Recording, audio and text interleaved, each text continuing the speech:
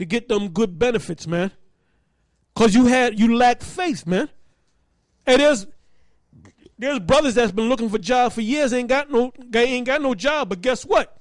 All their bills are paid for. They got pocket money. Why? Because of faith. Why? Because of brotherhood, man. What you guys speak that you love one another, we show love in our works, man. 1 John 3:18, my little children, let us not love in word, neither in tongue, but in deed and in truth. And that's plain. Go ahead. 2 Corinthians chapter 9, verse 6. But this I say, he which soweth sparingly shall reap sparingly, and he which soweth bountifully shall reap bountifully. Every man according as he purposed in his heart, so let him give, not grudgingly, nor of necessity, for God loveth a cheerful giver. And the Most High is able to make all grace abound towards you, that ye always, having all sufficiency in all things, may abound in every good work. I got a scripture.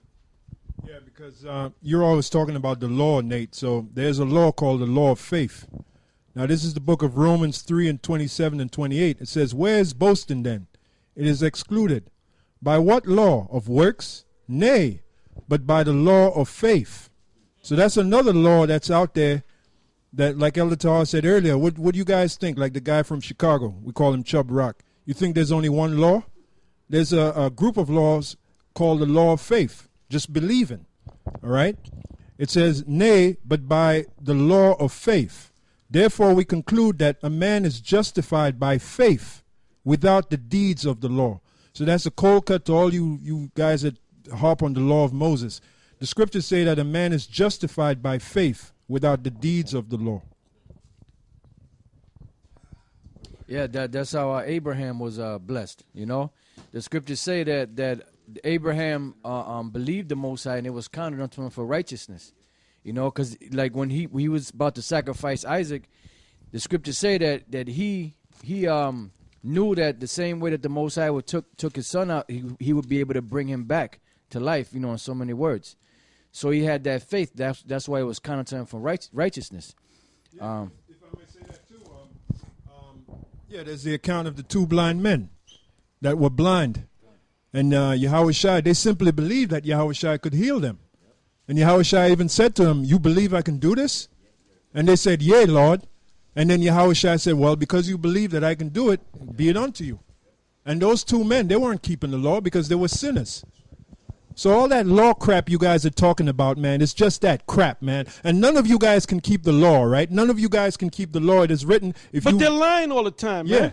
And if they were keeping the law, the Most High would open your eyes to the truth of the scriptures. That's right. You're always getting cut, Nate. That's and right. I got a scripture. Go ahead. Yeah, the law says this. If you break one law, you're guilty of breaking all of the laws.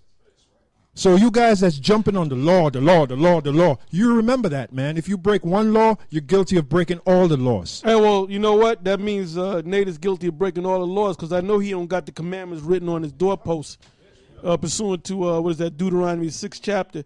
He ain't got the scriptures on his doorpost, man. Yeah, in other words, you can't even keep the Passover because you got to have a farm first of all, and you got to raise a lamb up, a male lamb of 1 year with no blemish. So you ain't got no. So how in the hell you keeping it? Well, I'm not knocking about the law, or what the Lord said in Matthew 23. You do as they say, not as they do. We keeping the law to the best. That's why we say the best of our ability, man. Because you can't keep the law perfect in this society, man. But let me read this, 1 Peter, the 4th chapter, and the 8th verse, right quick, and then. This is 1 Peter 4 and 8. And above all things, have fervent charity among yourselves, for charity shall cover the multitude of sins. Right, so charity shall cover the multitude of sins. What is sin? Transgression of the law, you know? Yeah. Go ahead.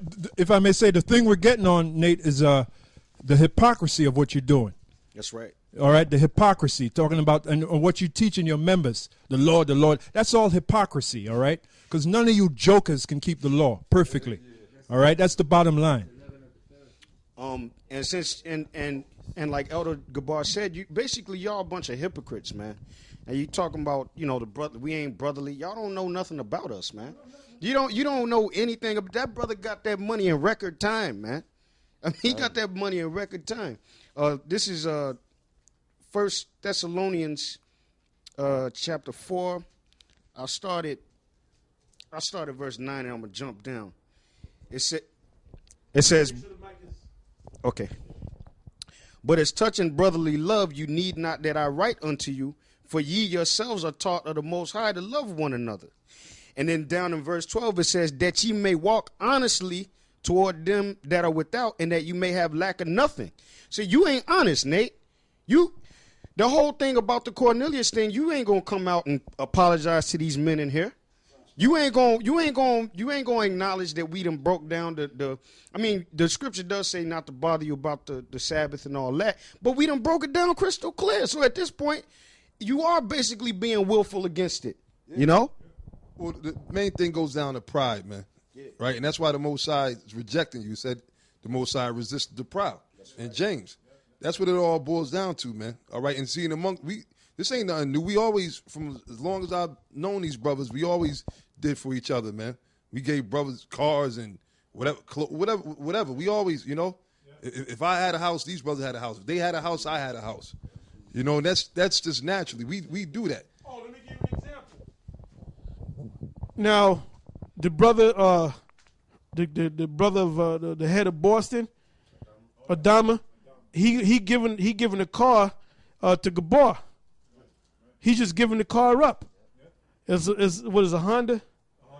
A Honda Accord. And when you told me, I said, well, look, brother, you got to give me that car. I'm gonna give you one of my cars because Honda's a good. And he thought I was serious. He said, well, I said, no. I said, that's your car, man. Hey, but that's called brotherly love, man. The car, right? The car that they got now. So they figure, well, there's two of them. They need two cars because this brother just got a job. Which, by the way, the Most High used me to hook him up with that job. You know. So we show brotherly love among each other, man. Hey, when I ran into this brother, Deacon ASAP, then when I saw him, I was happy to see him, man. He kind of had that standoffish look, but then he kind of he was trying to hold a smile, but he kind of started smiling, and I hugged him and saluted him and all that, man. And we talked for about a good 25 minutes, and one of the younger brothers came down, and it was funny as hell because he came off the train, and he looking at me, looking at this brother, looking at me. Then he went to go. He went to go get the phone, man. I said, I thought they gonna call backup, man. I'm gonna have to fight now. And then he put the phone down. And he looked. Then he just walked away. And I said, where you going, brother? I said, come on back here, man. I said, show me some love, man. And so them guys don't know what to make of us, man. Can I say this real quick, Elder Tar? But that's why the scripture. That's why the scripture I read said, as touching brotherly love, you have no need that. Because we ain't got to go around telling you. We ain't got to go around telling you everything that we do for each other. The biggest charity. Yeah, like that's stupid, man. The biggest charity that you can show is pushing his word, man. That's the biggest charity you can show. What you not doing, man. You know what? I'm going to go a step further. Hey, this is what you don't understand, man. I don't know about them brothers in GMS from Chicago. I don't know them brothers down there in Virginia when they rolled up on them cats, whether they was doing it in love. But I know for a fact that Amashabayala, when he rolled up on Shakya, that was out of love. And I'm assuming that them other brothers rolled up on them cats in love, man. We're trying to actually wake you guys up, man. Yeah, because we're trying to get out of here. We're trying to get out of here. Yeah. But hold up, we're going to get out of here anyway. Whether they make it or not, we're going to get out of here anyway, man. Because our job is the matter of fact, go to Ezekiel 3. And start from the top. And let's try to read this quick. All right, go ahead. Ezekiel chapter 3, verse 1. Moreover, he said unto me, Son of man, eat that thou findest, eat this roll, and go speak unto the house of Israel. Now, eat this roll is talking about the whole Bible, meaning to digest it, man. Why you think we got so many videos, man? Why you think we constantly breaking down things and throwing out these little tests and so forth, man? Why we when the brother from Texas come out, when the GMS from Texas come out, we always have quizzes among each other, man. We always trying to keep each other sharp, and I'm pretty sure they do that to themselves, man. Because it's all about being masters in this book, man. Perfecting this book. All right? Gun. Verse 2. So I opened my mouth, and he caused me to eat that roll. And he said